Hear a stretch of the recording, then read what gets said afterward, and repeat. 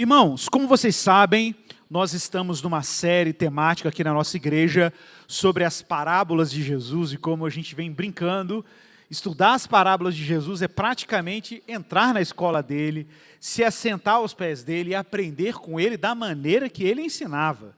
Sim, irmãos, Jesus não apenas ensinava, ele tinha um jeito de ensinar.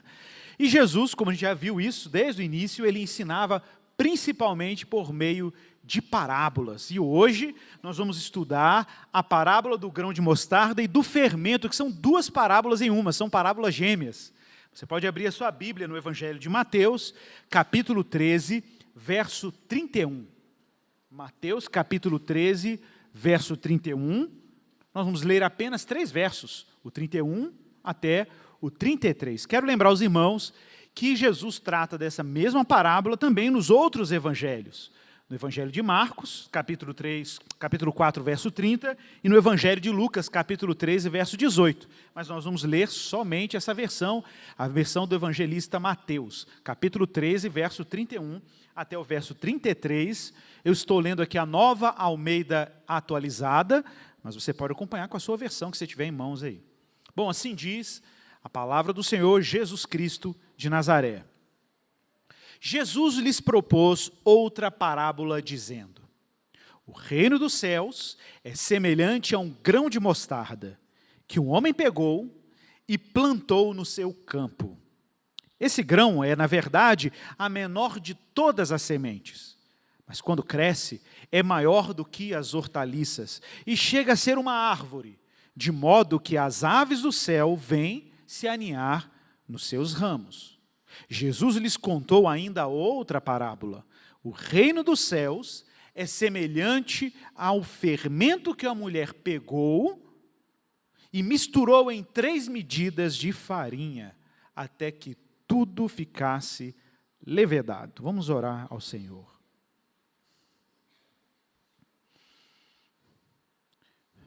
Pai, nós pedimos a Tua ajuda, o Teu socorro, a Tua graça, na comunicação da Tua palavra.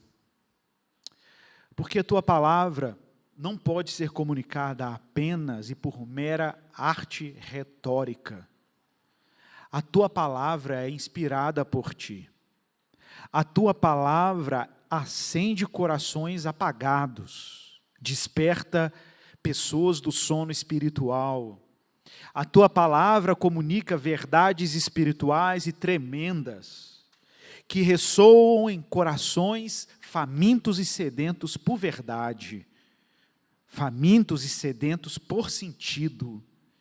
Pai, eu oro por meu irmão, por minha irmã, por esse que também me escuta hoje, para que a Tua palavra chegue aos seus ouvidos como profecia. Deus, sabemos que quando a Tua palavra é comunicada, quando o Evangelho é anunciado, existem forças espirituais que tentam conspirar contra essa mensagem. E em nome de Jesus de Nazaré, nós repreendemos e pedimos que o Senhor sabote todo o ardil estratagema dos demônios contra essa palavra.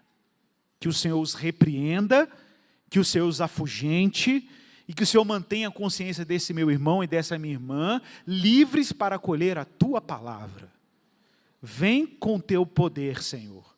Me ajude a não atrapalhar a comunicação da Tua palavra. É a minha oração, é a nossa oração, em nome de Jesus. Amém?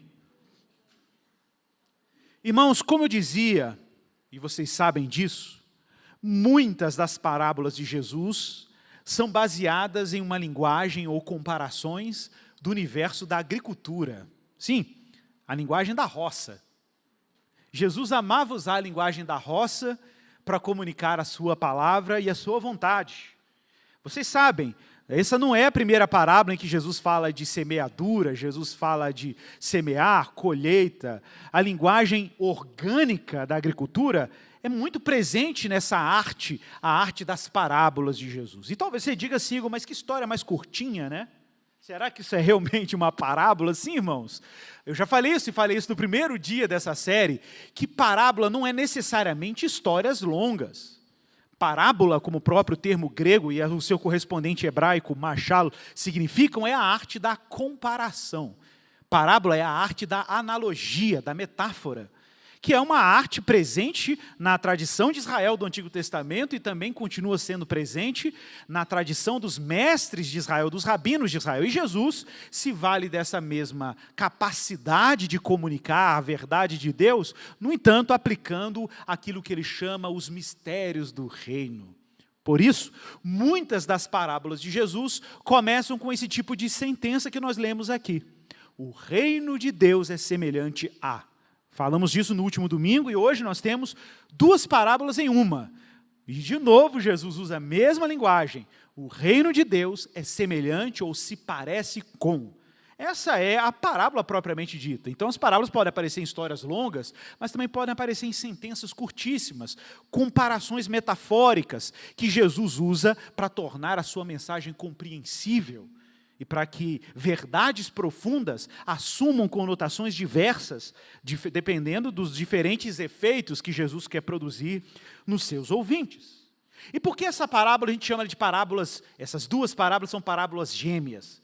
Porque as duas tratam sobre o crescimento do reino de Deus, ou como o reino de Deus se expande. No entanto, um detalhe importante de mencionar é que a primeira parábola é agrícola e a segunda é uma parábola culinária. A primeira fala de um homem que pegou uma semente de mostarda, plantou no seu campo, essa semente brota, germina, se desenvolve e vira uma grande árvore. No segundo caso, uma mulher pega o seu fermento, coloca numa massa, ou 3 medidas de massa, e esse fermento produz os seus efeitos. O que é curioso é por que Jesus usa essa dupla linguagem, porque Jesus está interessado em alcançar o duplo público que está escutando ele. Jesus está falando para homens e para mulheres. E claro, na época de Jesus, os homens eram dados predominantemente ao trabalho do campo e as mulheres, eventualmente, eram predominantemente dadas ao trabalho doméstico, a culinária. A agricultura era os homens, a culinária era as mulheres. Daí Jesus querer e descrever o reino de Deus baseado em duas analogias. Uma que fosse familiar às mulheres e outra familiar aos homens. Pois então, os dois tratam basicamente do mesmo tema. O reino de Deus é, de alguma maneira, inicialmente um ato discreto, quase imperceptível, como o grão de uma mostarda ou como um pouquinho de fermento, mas que produz efeitos a longo prazo, que tornam e manifestam evidente e de maneira expansiva e grande o reino de Deus. Essa é a linguagem. Pequenos começos, efeitos grandes. É a linguagem, inclusive, das duas parábolas. Mas veja bem, a parábola começa, pelo menos no verso 31, na parte B, dizendo que o reino de Deus é semelhante a isso, um grão de mostarda. Sim, irmãos, o grão de mostarda não é a menor semente do planeta, mas certamente era a menor semente entre as plantas conhecidas do Antigo Oriente Médio. Era um grão minúsculo. Se você quiser depois ver no Google, não agora na hora do culto, mas depois, como que é um grão de mostarda, você vai se surpreender. Realmente é um grão muito pequeno. E esse grão minúsculo é comparado ao reino de Deus. Talvez você também pergunte, então o reino de Deus é como um grão de mostarda? Irmãos, atenção para isso. Jesus não está dizendo que o reino de Deus é como um grão de mostarda. Jesus está dizendo que o reino de Deus é como toda essa história que ele contou sobre o grão de mostarda. O reino de Deus começa como um grão de mostarda, mas não termina assim. Ele começa como um grão de mostarda e termina na primeira parábola como uma grande árvore, e tão grande e tão sombreada que até as aves do campo vêm, dos céus vêm e se abrigam à sua sombra. Mas também é verdade que o reino de Deus, pelo menos no início, ressoa ou parece muito discreto. Algo tão irrelevante como um grão de mostarda. O menor grão dentro do mundo de Jesus. Pois então, meus irmãos, nós sabemos que essa linguagem do reino de Deus como uma coisa discreta, pequena, quase irrelevante, não nos é de toda muito estranha. Qualquer pessoa minimamente familiarizada com a Bíblia Sagrada, ou que já leu a Bíblia como um todo, ou que navegou no Evangelho de Jesus e nas cartas de Paulo, conhece ou detecta essa linguagem. A linguagem dos humildes começos, das coisas pequenas, das coisas irrelevantes, das coisas discretas, de bens ordinários, de coisas que, se Deus não lançasse algum tipo de luz, você simplesmente ignoraria. Ora, foi bem isso que eu citei no último domingo, em Lucas capítulo 17, verso 20 ao verso 21, quando um grupo de fariseus pergunta para Jesus quando viria o reino de Deus, que a propósito é o tema da parábola. Como virá, ou quando virá o reino de Deus? Uma pergunta importante. E repetindo o que eu falei no último domingo, para os fariseus e para os judeus, o reino de Deus, numa leitura simples do Antigo Testamento, era interpretado pelos israelitas como um reino grandioso. Um descendente de Davi se assentaria no seu trono, ele subjugaria os reinos e os impérios opressores de Israel ao seu domínio, ele traria paz a Israel, as nações se submeteriam a esse filho de Davi, as promessas de Abraão seriam cumpridas, Deus finalmente levaria a sua graça a todos os povos, nações e gentes. Deus, por meio desse trono permanente da sua habitação, curaria as nações seriam curadas, o coxo andaria, o cego veria, é o que está nos profetas. Os leprosos seriam curados da sua lepra, o mal seria julgado e até a morte seria revogada. Bom, esse era o cenário previsível de como o reino de Deus se pareceria. Mas você sabe, os judeus, e a sua maioria, e os discípulos, respiram uma espécie de ansiedade sobre o reino de Deus. Uma ansiedade perigosa. Perigosa porque quando nós olhamos para a injustiça no mundo e a opressão no mundo, podemos nos sentir tentados a querer acelerar processos que só competem a Deus.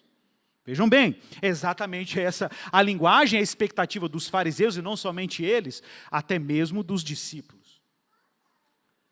A pergunta é intrigante, Lucas 17, 20. Quando viria o reino de Deus? E Jesus responde aos fariseus: o reino de Deus não vem com visível aparência. E nem dirão, ele está aqui ou ele está lá, porque o reino de Deus já está entre vocês. E no último domingo eu brincava sobre isso, sobre o paradoxo do reino do já, mas ainda não, da presença do reino em Jesus, mas ainda não, porque ele não se concretiza por inteiro na história. Jesus, como eu brincava, é uma espécie de spoiler divino. Jesus vai na eternidade, como ele é uma ponte entre eternidade e tempo, onde Jesus está, o reino está. Se o reino é curar os doentes, Jesus está curando os doentes agora. Se o reino é o mal ser expulso, Jesus expulsa o mal agora. Se o reino é o morto ressuscitar, Jesus ressuscita o Lázaro agora. Porque Jesus é uma espécie de porta entre o reino de Deus que virá e o tempo presente. Por isso ele diz aos fariseus: o reino de Deus está entre vocês. Mas observe, irmãos, de novo, quem é Jesus de Nazaré? Na perspectiva dos judeus, Jesus é o filho da Dona Maria e do seu Zé. Não é isso? Carpinteiro, filho dos carpinteiros de Nazaré, da Galileia. Sim, irmãos, Galileia dos gentios. Galileia que se caracterizava por um sotaque muito forte, perto da fronteira com a Fenícia. Galileia que era desdenhada pelos habitantes da Judéia. A alta elite intelectual de Israel estava lá na Judéia, aos pés dos rabinos, aos pés do sinédrio. E de repente surge Jesus de Nazaré, que fazia sinais, de fato, impressionantes. Curava doentes, expulsava demônios, fazia milagres, andava sobre as águas, mas de Nazaré, né? Sim, Jesus de Nazaré. Foi por meio dessa pequena semente, esse sinal irrelevante, aparentemente irrelevante, que o reino de Deus está começando. Foi por meio desse pequeno grão na história que Deus começou a dar início aos seus planos e à sua conspiração contra os poderes deste século. Irmãos, essa história de Deus começar as coisas pequenas, com um horizonte grande lá na frente, porque lembrando, o reino de Deus não permanece como uma semente, o reino de Deus termina como uma árvore, porém o procedimento pelo qual Deus vai fazer essa árvore aparecer é um procedimento dele, e não dos nossos empenhos políticos, não do nosso esforço cultural. Deus assume a história e Deus mesmo promete. O início é modesto, mas o fim é glorioso. Essa linguagem não é estranha, de fato não é estranha. Veja bem, Deuteronômio capítulo 7, do verso 6 ao verso 7, lá no Pentateuco, na Torá dos judeus, é dito, e certa vez isso foi dito pelo próprio Deus, por meio de Moisés a Israel, quando Deus escolhe os israelitas para cumprir neles as suas antigas promessas e os termos da sua aliança. O que é dito? Olha o que Deus fala para os israelitas em Deuteronômio 7,6. Porque vocês, Israel, são um povo santo para o Senhor seu Deus. O Senhor seu Deus os escolheu para que de todos os povos que há sobre a terra, vocês fossem o seu povo próprio. O Senhor os amou, o Senhor os escolheu, agora atenção, não porque vocês eram os mais numerosos do que os outros povos. Ao contrário, vocês eram o menor de todos os povos. Como o reino de Deus começa? Esse padrão nós já conhecemos. O reino de Deus começa pequeno. O reino de Deus começa com pequenos movimentos. O reino de Deus começa em movimentos generosos, mas humildes. Humildes começos. Quem é Israel? Olha, onde Deus vai cumprir a história e as promessas? Não é numa nação excelente em número, não é numa nação forte, não é numa civilização já conhecida.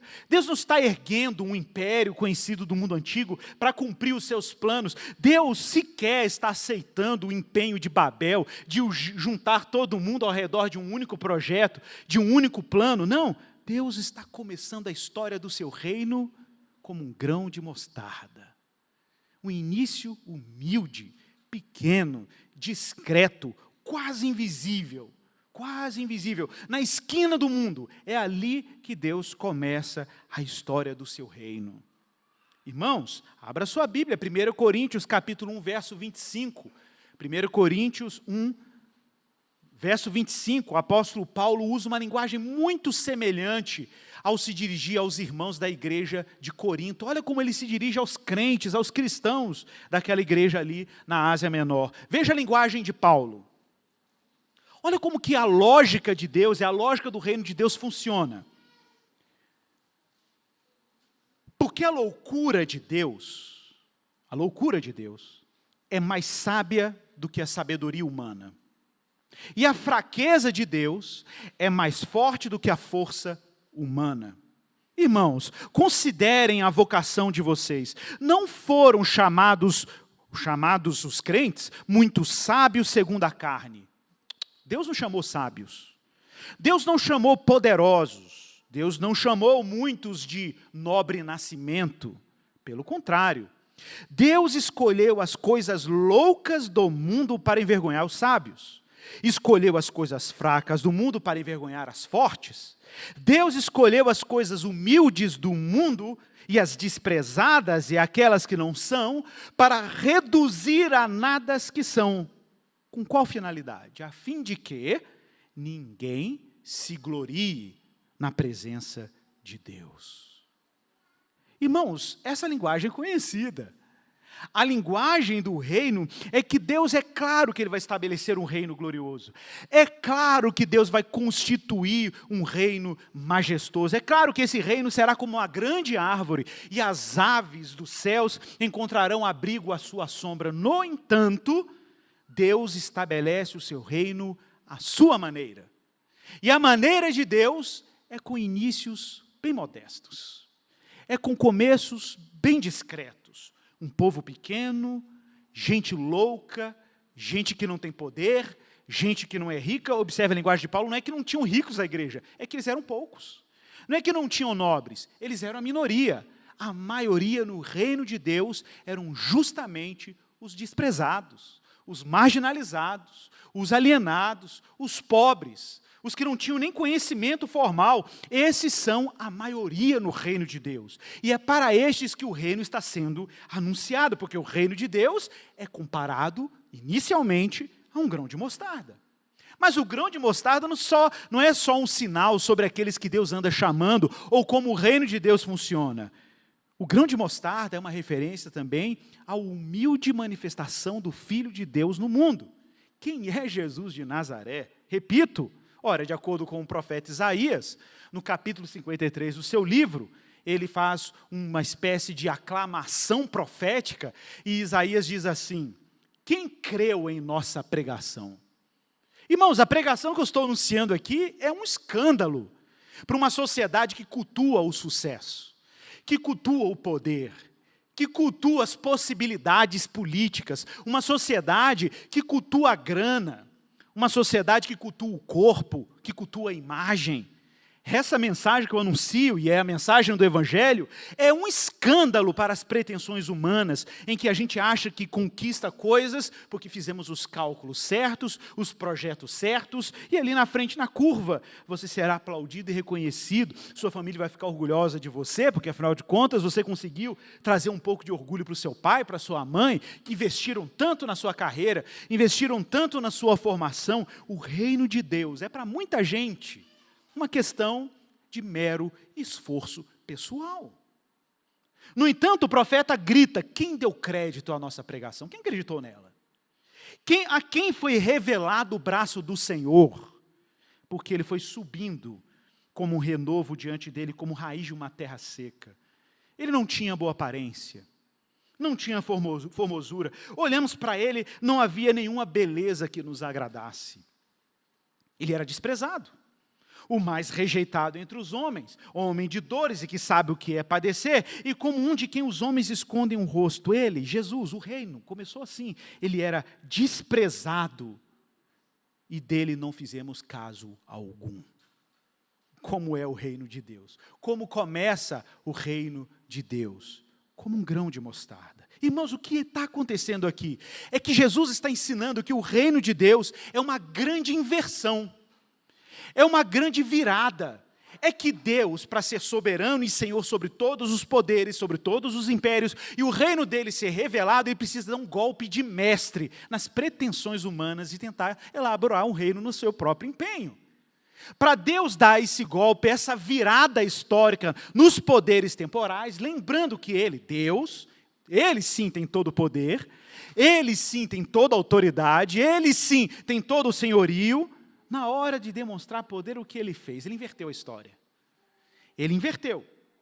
O que é último vira primeiro, o que é menor vira maior, o que é humilhado é exaltado. Esse padrão nós conhecemos. Mateus capítulo 19, verso 30 diz: porém muitos primeiros serão os últimos, e os últimos serão os primeiros. Em Lucas capítulo 22, verso 24 ao verso 27, é um texto para mim intrigante, porque os discípulos estão indo para Jerusalém com Jesus. Não sei se você sabe, aproximadamente aí, mais da metade do tempo do ministério de Jesus não acontece em Jerusalém, na Judéia, acontece na Galileia. Das poucas vezes, e a última vez que Jesus sobe para Jerusalém, que era o centro político religioso de Israel, era onde as profecias deveriam se cumprir, Jesus está indo para Jerusalém para morrer. Mas os discípulos ainda estão com expectativas confusas sobre Jesus. E na medida que Jesus sobe para Jerusalém, eu fico imaginando os discípulos fritando e começando a pensar: será que é agora? Ele está indo para Jerusalém, ele é o Messias, fez tanto prodígio, tanto milagre, é agora, será? Jesus, irmãos, é questionado pelos discípulos até quando está ascendendo aos céus depois da ressurreição. É agora que tu restaurarás o reino a Israel? E os discípulos continuam intrigados. Ele vai assumir o trono ou não vai assumir o trono? Ele vai ser glorificado ou não? O reino vai vir agora ou não vai vir? E aí os discípulos estão andando com Jesus, Jesus indo para Jerusalém. Imagina que a turma começou a ficar eufórica. Quem sabe agora vai chamar um exército celestial, vai tomar o trono, vai julgar os romanos. E a gente, que era um monte de pé rapado, pescador, não sei o quê, a gente vai se dar bem. Porque ninguém acreditou nele, nós acreditamos, vai dar tudo certo agora. Agora é a nossa vez. A nossa vitória tem sabor de mel. E eles estão caminhando. E aí diz em Lucas 22, 24, que de repente começa uma discussão entre os discípulos. Houve uma discussão, e a discussão, adivinha o tema? Quem que ia ser o maior no reino? Não, eu vou ser maior, não, você vai ser nada. É claro que eu estou muito mais tempo que você com Jesus. Não, você está enganado. Olha o que eu fiz quando multiplicou os pães. Eu carreguei os cestos, você não carregou, eu carreguei. E começa, quem vai ser o maior? Não é assim que o pessoal faz quando você apoia um político, né? Fica aquele partilha de cargos políticos, cargos públicos. Quem vai ficar com o ministério? Quem vai ficar com a secretaria de governo? Quem vai ficar com a economia? Quem vai ficar com a fazenda? Os discípulos já estavam planejando Quem vai ficar com o quê no reino? E aí Jesus começa a apresentar para os discípulos como o reino funciona. O reino funciona diferente. E aí Jesus diz para eles, Lucas 22, 25. Os reis dos povos dominam sobre eles. E os que exercem a autoridade são chamados de benfeitores. Mas vocês não são assim. Vocês não são assim. Pelo contrário, o maior entre vocês seja como o menor. E aquele que lidera, seja como o que serve. Pois qual é maior? Me respondam, Jesus pergunta. Aquele que dirige, seja como o que serve. Quem é o maior? Aquele que está à mesa ou aquele que serve? Quem é o maior? O garçom ou quem está ou o cliente? Quem é o maior? E a resposta de Jesus, não é verdade que é aquele que está à mesa é o que é maior? Não é assim que vocês andam aprendendo como o mundo e os poderes funcionam? Não é assim que vocês estão acostumados a lidar com poder? Pois então, eu vos digo, quem está dizendo? Quem está dizendo? O Todo-Poderoso. Quem está dizendo? Aquele por quem todos os poderes foram constituídos. Quem está dizendo? Aquele que é a origem do mundo, aquele que destitui e constitui poderes nesse mundo. Quem está dizendo? Jesus de Nazaré. E olha o que ele responde. Aprendam como o reino funciona. Pois no meio de vocês, eu não sou aquele que está à mesa, eu sou aquele que serve.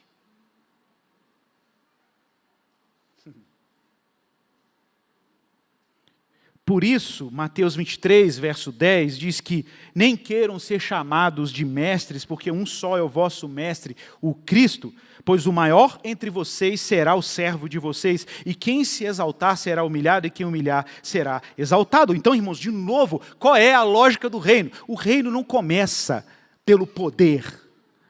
O reino começa com pequenas coisas.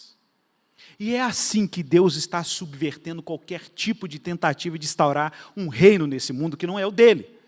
É assim que Deus está subvertendo todos os poderes políticos. É assim que Deus anda desencantando o crente que aposta as fichas messiânicas em candidato político, independente do espectro. É assim que Deus anda desencantando, desiludindo as expectativas das pessoas. E como ele faz isso? Como que Deus golpeia os poderes temporais? Isso é surpreendente. Eu falo sobre isso todo ano na Páscoa, que a maneira que Deus fez a sua conspiração divina funcionar na história é que aquele que tinha todo o poder, o que ele fez para vencer os poderes deste século? Ele se fez fraco. Foi assim que ele golpeou. Olha que incrível, a nossa sociedade, a gente espera sempre aquele grande finale, a gente sempre espera aquele golpe estratégico, para a gente aplaudir, falar, mas que cara poderoso, ele foi lá, venceu o mal. E aí quando Deus, que é o Todo-Poderoso, decide vencer, ele vem no corpo de um nazareno. Ele vem no corpo e ele nasce numa família pobre. Pobre, tão pobre que de acordo com a lei, quando uma criança era apresentada no templo, a família tinha que levar um novilho gordo e imolar o novilho gordo no altar. Mas a família de Jesus chega no templo com um par de rolinhas na mão. Porque de acordo com a lei de Moisés, se a família fosse pobre, se não pudesse comprar um novilho, que levasse um par de rolinhas. Foi assim que o rei do universo foi apresentado no templo.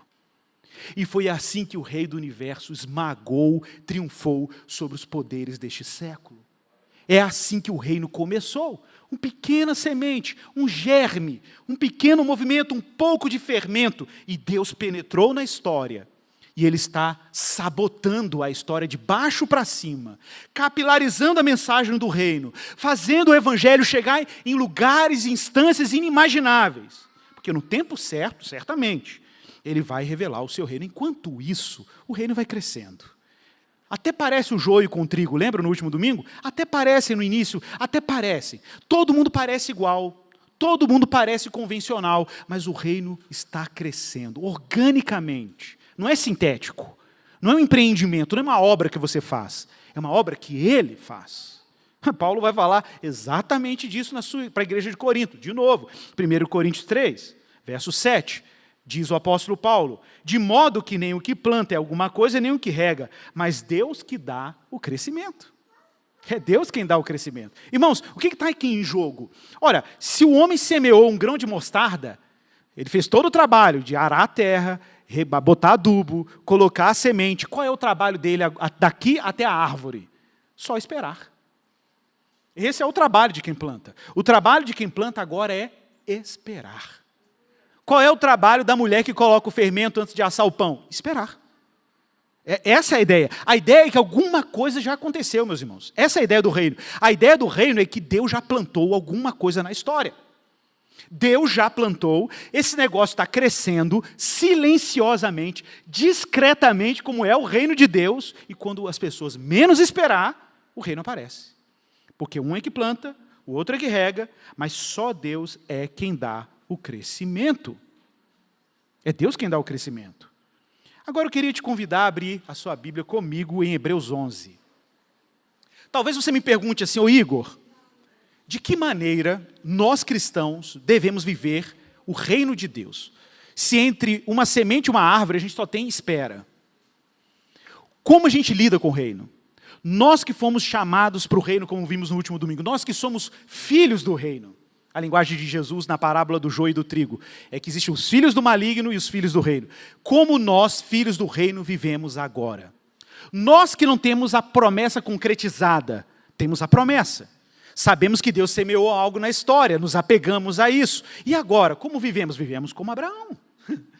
Nós vivemos como Abraão. E como Abraão vivia? Como quem crer, como quem espera. Veja bem que interessante esse trecho. Hebreus 11, verso 8. É assim que nós vivemos o reino. Pela fé, Abraão, quando chamado, obedeceu, a fim de ir para um lugar que devia receber como herança. Sim, irmãos, Abraão foi chamado da sua casa, da sua parentela, do seu conforto, e Deus falou para ele, parte para algum lugar. Mas ele não sabia onde era, não sabia como era esse lugar. Ele só tinha uma coisa nas suas mãos naquele momento, o chamado de Deus. Só tinha o chamado, e ele só tinha que confiar no chamado. Pela fé, Abraão peregrinou na terra da promessa como em terra alheia. Ou seja, ele pisou na terra que Deus prometeu, mas é como se ele não pudesse tomar posse de nada. E de fato, Abraão morre com um pedacinho de terra que ele comprou com o próprio dinheiro. Em Macpelá, foi onde ele enterrou Sara. Ele morreu, aparentemente, como um fracassado. Deus não tinha dito a ele que daria terra, daria bens, daria uma posteridade, mas ele morre como um fracassado. Ué, o que movia Abraão? O que fazia Abraão? Gente, se você fosse uma mulher ou um homem do Oriente Médio daquela época, e você olhasse para o Oriente Médio, você vai ver várias famílias que parecem com Abraão. O que mais tem no Oriente Médio, até hoje, lá entre os beduínos, é gente com cabrito, camelo, menino chorando, barraca. É isso. Se você olhasse para Abraão, você fala assim, tem um monte de Abraão aqui. Gente, a história de Abraão, para quem está de fora e não está dentro do drama divino, parece uma história ordinária. Uma história comum. Um homem com animais num deserto peregrinando. Só isso. Tinha um monte assim. Até hoje, se você for no Oriente Médio, você vai ver igualzinho. Tem um monte de gente que parece o Abraão até hoje, com os mesmos hábitos do deserto, mesmas técnicas do deserto, de vida no deserto. Quem que Abraão é? Um homem aparentemente ordinário. Não há nada de extraordinário, aparentemente, em Abraão. Mas não é bem assim que o reino de Deus funciona? Olha, você está aí, meu irmão, sua vida ordinária. Você pega busão lotado na segunda-feira, paga boleto, leva menino doente no pediatra. Não é isso que você faz na sua vida? Sua vida é isso, você estuda até de madrugada, tem que entregar o TCC. Tem que entregar a dissertação, o prazo está estourando aí do seu orientador. É a vida. Você faz seus negócios, paga suas contas, tenta lucrar, divulga o seu trabalho, e assim a vida vai acontecendo. A vida é ordinária. Lembre-se, joio e trigo é igualzinho na história. A vida parece igual para todo mundo, ordinário para todo mundo, mas tem uma diferença. Qual é a diferença? Os filhos do reino escutam o chamado e dizem sim, e partem. Partem para onde? Para o desconhecido. O que move um filho de Abraão? Pela fé, verso 9, Abraão peregrinou. E por que ele peregrinou? Por que ele andou? Porque ele tinha uma promessa. E como ele andou? Pela fé. Verso 10, porque Abraão aguardava a cidade. Abraão aguardava o reino. Abraão aguardava o cumprimento da promessa. Ele aguardava uma cidade que tem fundamentos, da qual Deus é o arquiteto e o construtor. O que Abraão é? Abraão não é um homem que constrói a cidade. Abraão é um homem que caminha para uma cidade que Deus construiu. Ser cristão não é se engajar num projeto em que você empreende algo e é aplaudido pelo algo que você empreendeu. Não, ser cristão é andar com uma pessoa comum, aparentemente comum, sabendo que caminhamos em direção a uma cidade que Deus edificou. Pela fé, verso 11, também a própria Sara, apesar de não poder ter filhos e já ser idosa, recebeu poder para ser mãe, pois considerou fiel aquele que lhe havia feito a promessa. Qual é a diferença aqui dos filhos do reino para os filhos do maligno? Os filhos do maligno escutam a mensagem e não dão crédito. Os filhos do reino escutam a mensagem, como Sara, acredita que Deus é fiel e dá conta de cumprir o que ele prometeu. Verso 11. E aí no verso 12 um milagre acontece. Lembre-se, parecia tudo ordinário, mas de repente coisas extraordinárias começam a acontecer. Verso 12. Por isso também, de um só homem, praticamente morto. Irmãos, coitado de Abraão. Estava acabado. De um homem praticamente morto. Eu até brincava com os irmãos mais cedo, né? Que foi desse irmão praticamente morto, acho que era o último sêmen que ele tinha. Era a raspa do tacho. Saiu uma posteridade, uma descendência tão numerosa como as estrelas do céu, inumerável como a areia que está na praia do mar. Foi disso. Não foi quando Abraão estava na alta.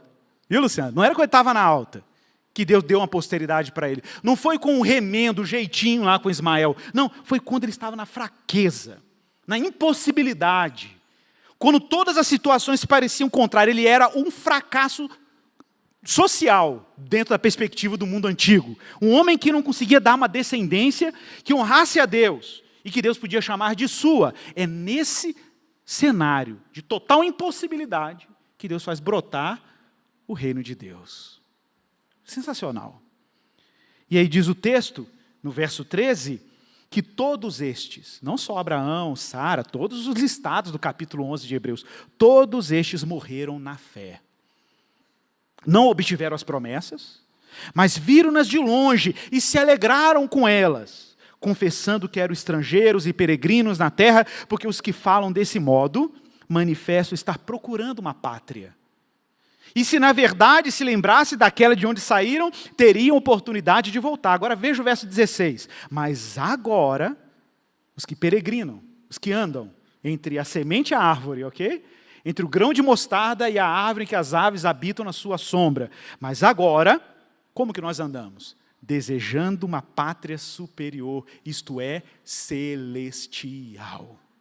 Por isso, Deus não se envergonha deles, de ser chamado seu Deus, porque lhes preparou uma cidade. Que coisa maravilhosa. Lhes preparou uma cidade. Por falar em cidade, vamos para a parte 32c da parábola, voltando para Mateus 13. 13, verso 32, diz que essa árvore, que brotou dessa pequena semente, talvez você me diga assim, Igor, aí exagerou, né? Mostarda não vira árvore. No máximo um arbusto, sei lá, de 2 metros. Alguns fazem um cálculo que até pode chegar a 5, dependendo do tipo de mostarda.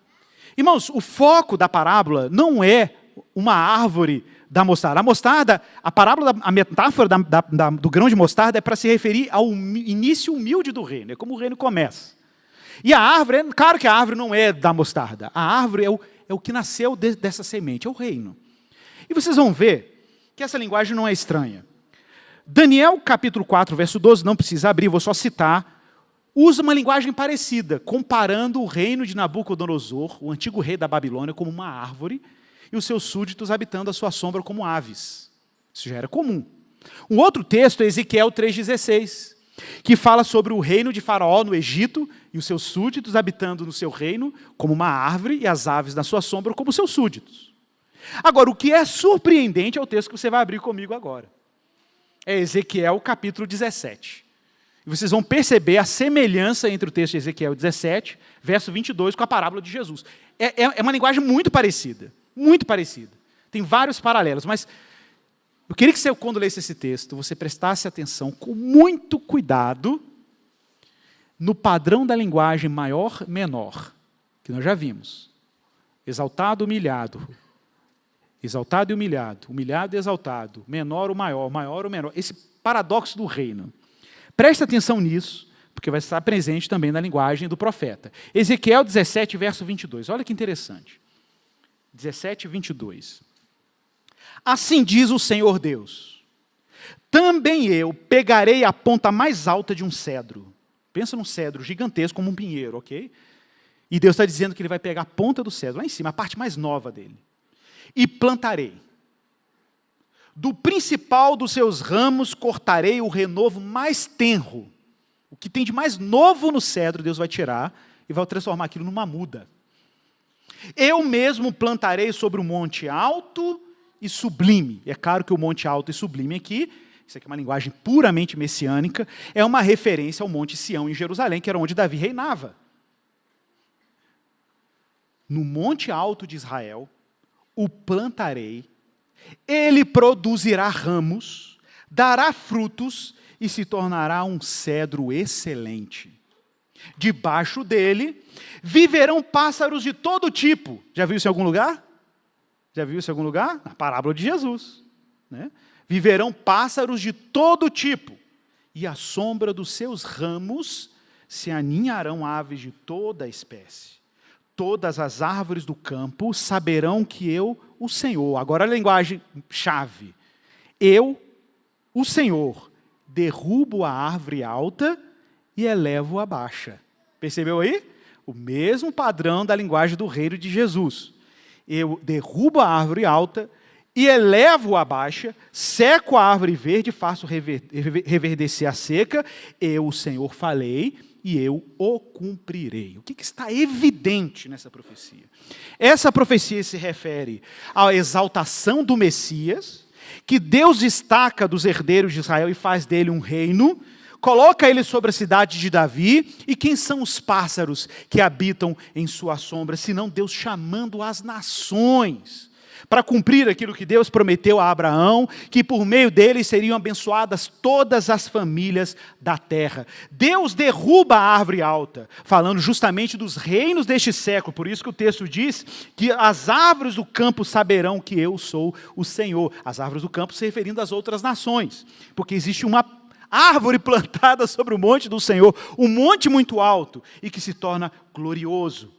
E por que os animais vão para a árvore? Tem duas razões porque pássaros vão para a árvore. Nesse caso, o texto diz que elas se aninham, ou elas habitam naquela árvore, na parábola de Jesus. As aves vão para uma árvore por duas razões: abrigo e alimento. Abrigo e alimento. O reino de Deus é um lugar onde nós nos refugiamos, e é o lugar onde Deus nos alimenta, onde nada nos falta. Esse é o reino de Deus. É por isso, irmãos, tem várias profecias agora que desencadeiam uma série de, não vou citar todas, mas Isaías 11, que fala da raiz de Jessé, que do tronco de Jessé vai sair um broto, e que esse broto seria colocado como uma bandeira para os povos, e as nações recorreriam para ela. Ou com o próprio Jesus, em Mateus 8:11, falando depois da cura da filha de um centurião romano, que não era judeu, e Jesus fala: nunca vi tamanha fé em Israel. Nem Israel vi tamanha fé. E aí Jesus diz em Mateus 8:11, digo a vocês que muitos virão do Oriente, muitos virão do Ocidente e tomarão lugar à mesa com Abraão, Isaque e Jacó no reino dos céus. Irmãos, nós estamos caminhando para o final e agora eu quero conectar tudo isso com a parábola do fermento. Jesus, lá no verso 33 de Mateus 13, diz que o reino dos céus é semelhante ao fermento que uma mulher pegou e misturou em 3 medidas de farinha. Você sabe o que é 3 medidas de farinha? Aproximadamente 20 litros. Isso daria para alimentar aproximadamente 100 pessoas. É farinha demais. E aí é colocado fermento nessa quantidade de farinha. Assim como as aves buscam alimento, aqui o reino é comparado ao alimento em si mesmo.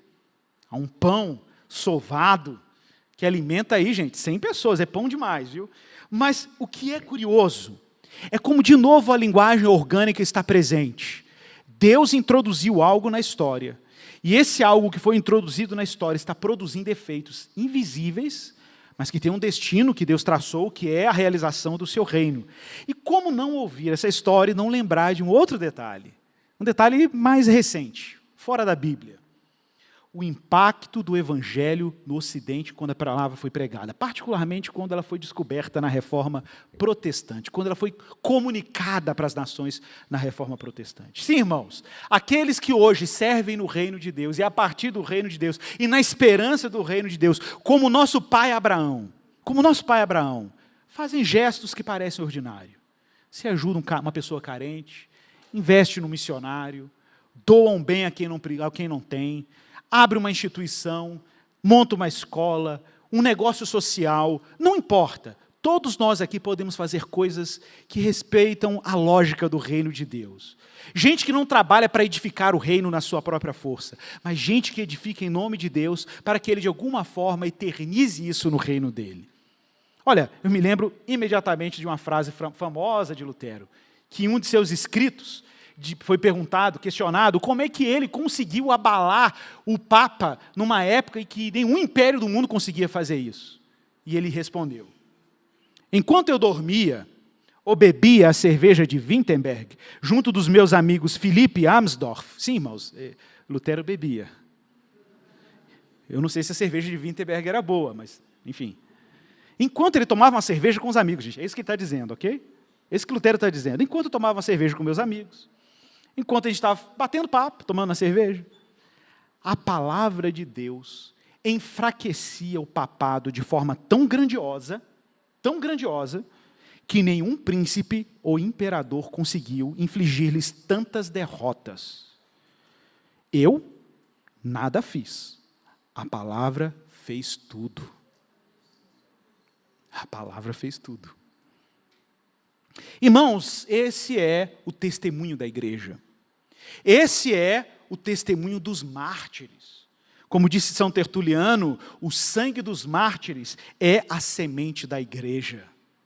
Quantos irmãos e irmãs derramaram sangue aqui no nosso território brasileiro, como uma comitiva que foi enviada para Guanabara, no Rio de Janeiro, uma comitiva de missionários, enviado pessoalmente pelo reformador João Calvino, chegaram no Rio de Janeiro e foram assassinados, todos, não sobrou nenhum, na primeira tentativa de se plantar uma igreja cristã, evangélica, protestante, no Brasil.